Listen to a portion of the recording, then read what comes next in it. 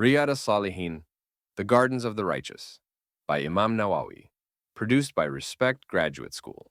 Chapter 49, Quranic verses, generosity, magnanimity, and spending in good ways with trust in Allah the Almighty. Whatever good you spend, surely Allah has full knowledge of it. Al-Baqarah 2:273. Whatever you spend in Allah's cause and in alms, He will replace it. Saba. O people, whatever good you spend in charity and other good causes is to your own benefit, and, as believers, you do not spend but in search of Allah's face, seeking to be worthy of His approval. Whatever good you spend will be repaid to you in full, and you will not be wronged. Al-Baqarah 2:272. Hadith number 279. Narrated in Sahih al-Bukhari, Ilm 15, Zakah 5, Ahkam 3. Sahih Muslim, Salatul Musafirin 268. Ibn Mas'ud, may Allah be pleased with him, reported that the Prophet, peace and blessings be upon him, said, "You can only have envy for two things: for a man to whom Allah has given wealth which he spends for the truth, and for a man to whom Allah has given wisdom, and he acts by it and teaches it." Hadith number 280. Narrated in Sahih al-Bukhari, Adab 39. Sahih Muslim, Fadail 56. Jabir, may Allah be pleased with him, said, "The Messenger of Allah, peace and blessings be upon him, was not asked for anything at all, to which he said, no." Hadith number 281. Narrated in Sahih al-Bukhari, Zakah 27. Sahih Muslim, Zakah 57. Abu Huraira, may Allah be pleased with him, reported that the Prophet, peace and blessings be upon him, said, "There is no day which dawns on the servants of Allah without two angels descending, and one of them saying, 'O Allah, refund those who give money,' and the other saying, 'O Allah, ruin those who withhold it.'" Hadith number 282. Narrated in Sahih al-Bukhari, Tafsir as-Surah 11/2. Sahih Muslim, Zakah 36. Abu Huraira, may Allah be pleased with him, reported that the Messenger of Allah, peace and blessings be upon him, said, "Allah the Almighty says, 'Son of Adam, spend and you will be spent on.'" Hadith number 283. Narrated in Sahih al-Bukhari, Iman 6. Sahih Muslim, Iman 63.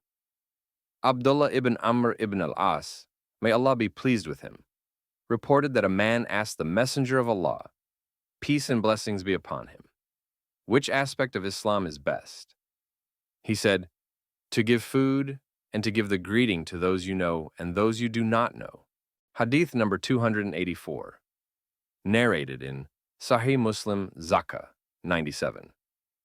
Abu Umama Suda ibn Ajlan, may Allah be pleased with him, reported that the Messenger of Allah, peace and blessings be upon him, said, "O son of Adam, it is better for you to spend what is in excess of your needs, and worse for you to keep it. You will not be blamed for keeping enough to cover your needs. Begin with your immediate dependence. The upper hand is better than the lower hand." Hadith number 285.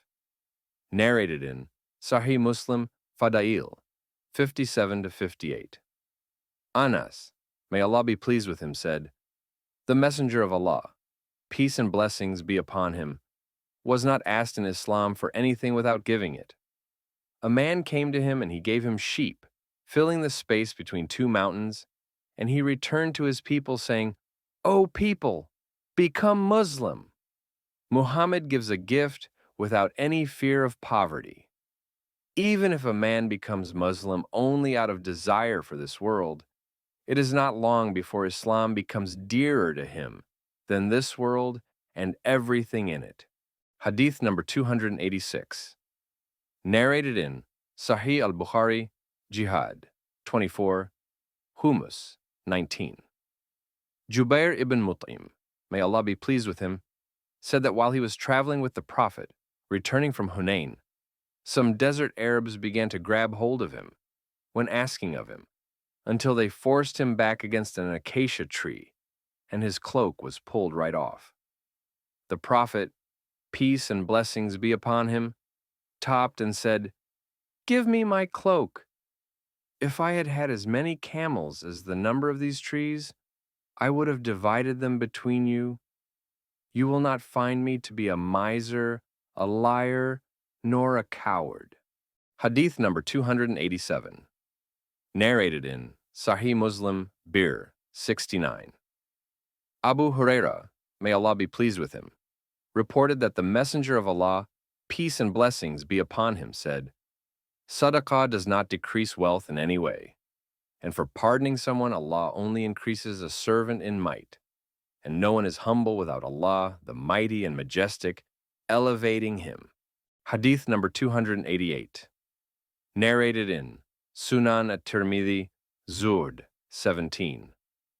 Abu Kabsha Umar ibn Sa'd al-Anmari, may Allah be pleased with him, heard the Messenger of Allah, peace and blessings be upon him, say, "3 things I can swear to you, and I will tell you something you should remember. The property of a servant is not decreased by sadaqah. There is no servant who is inflicted by an injustice and is steadfast in it, without Allah increasing him in might. No servant opens the door of begging without Allah opening for him the door of poverty." Or words to that effect. The something which you should remember, he said, is that this world consists of 4 types of people.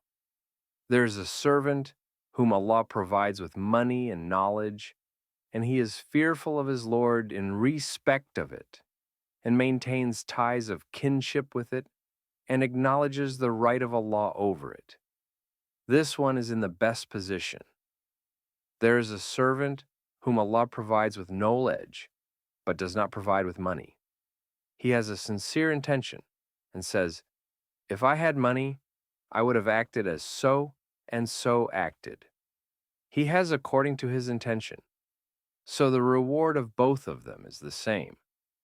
There is a servant whom Allah provides with money, but does not provide with knowledge. So he proceeds haphazardly with his money without any knowledge. He is not fearful of his Lord in respect of it, nor does he maintain ties of kinship with it, nor acknowledge the right of Allah over it. This person is in the worst position.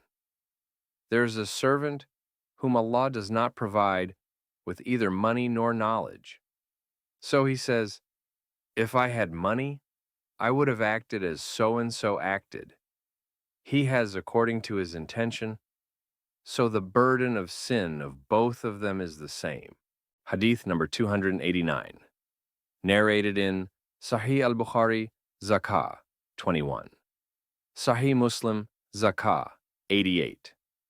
Asma bint Abi Bakr as-Siddiq, may Allah be pleased with her, said, "The Messenger of Allah, peace and blessings be upon him, said to me, 'Do not withhold, or it will be withheld from you.'" Hadith number 290.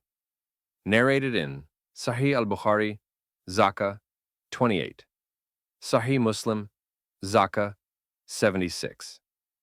Abu Huraira, may Allah be pleased with him, reported that he heard the Messenger of Allah, peace and blessings be upon him, say, "The likeness of the miser and the one who gives is like 2 men wearing shirts of chainmail from their breasts to their collarbones. When the giver of sadaqah spends, his shirt expands over his body until it covers his fingertips and obliterates his footsteps. When the miser wants to spend anything, every link remains in its place. He tries to make it looser, but it will not get looser." Hadith number 291. Narrated in Sahih al-Bukhari, Zakah, and Tawheed 23. Sahih Muslim, Zakah 63.